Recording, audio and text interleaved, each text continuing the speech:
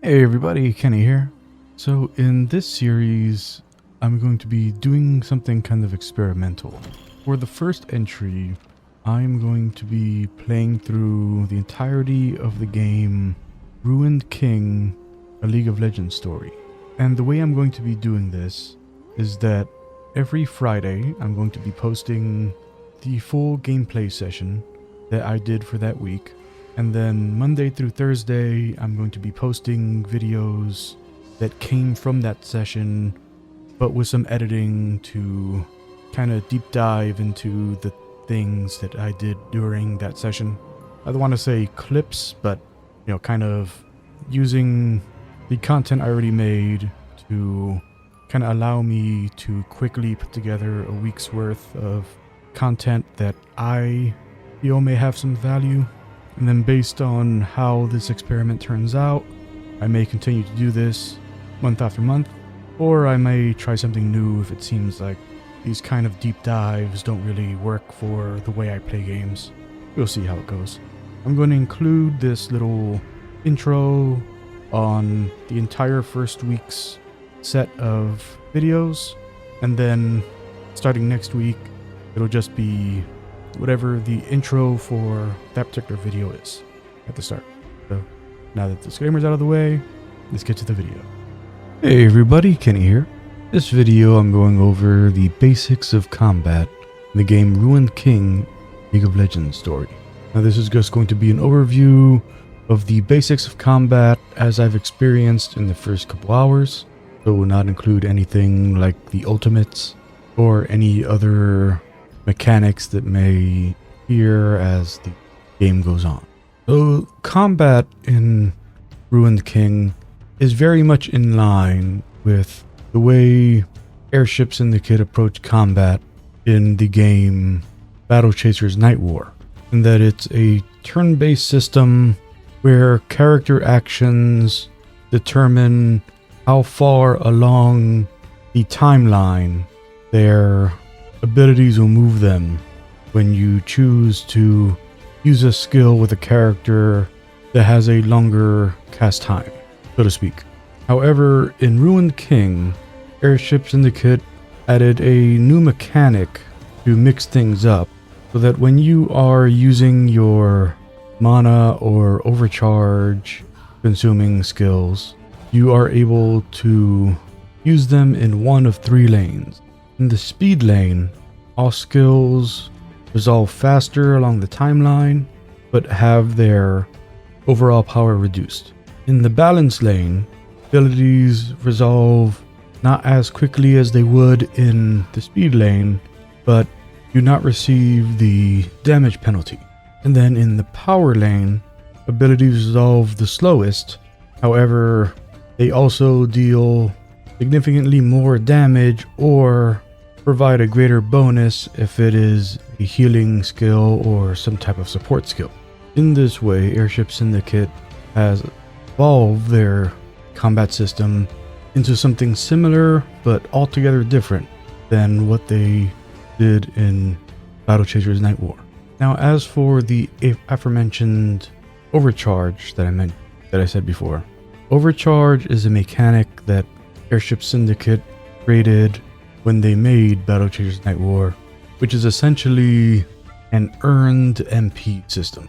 Essentially what overcharge is that every character will have skills that accrue overcharge by using them. Generally, they will be in this section of their skills, which are referred to as their instant abilities.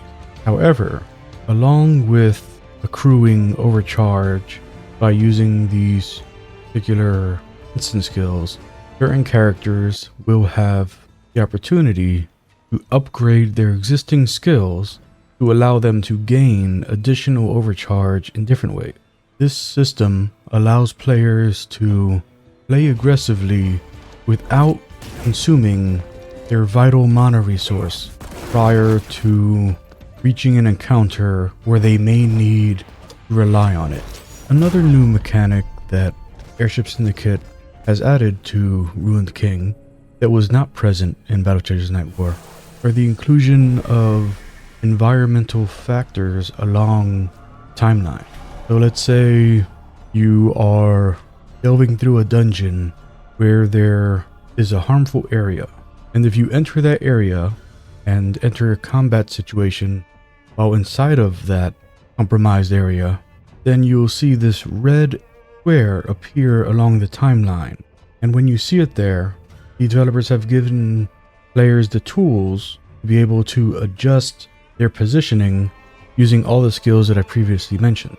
Selecting skills that are slower, faster, picking a lane skill in the speedy, balanced, or power lane that allows you to further customize where you would like to end up and thereby avoid landing in that zone or when it reaches the point on the timeline where the effect would affect your party members negatively if they were to be inside of that when reached the head of the initiative.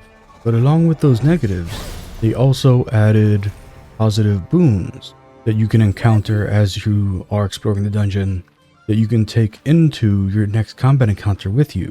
And some of these do the same thing, where you'll see instead a green square on timeline that you will want to adjust your party members' turn timing to perhaps end inside of that area to receive the benefit of whatever shrine boon you brought with you into the combat encounter. And another returning feature from Battle Chasers Night War are the post-battle bonuses. So during combat, your performance is graded certain ways. So let's say the combat encounter goes kind of poorly and your characters are at kind of low health when the encounter ends. Well, there is a bonus for that. So you can actually get a little more XP by ending the combat while your health is low. Or if you were to kill 2 enemies with a single attack, there's a bonus for that as well. There are many different kinds of bonuses that you can stack up as you're going through an encounter. And taking advantage of these bonuses has always been the fastest way to level up in these games made by Airship.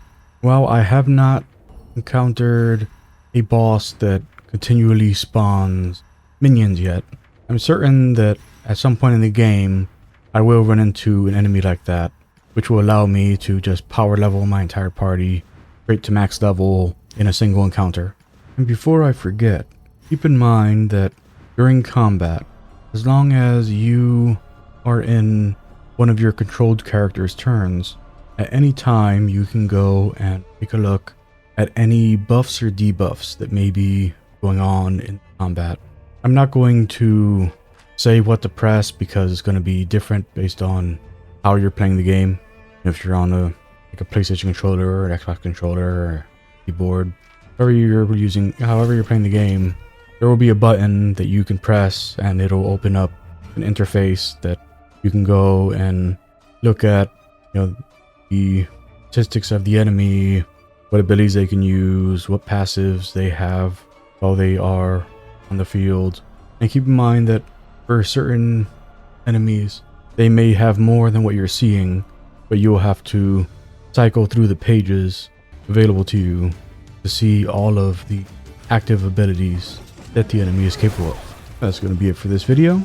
Hopefully anyone watching has found the insights useful, and if you enjoyed, I appreciate doing all the YouTube stuff, like, comment, subscribe, and I'll talk to you next time. Bye.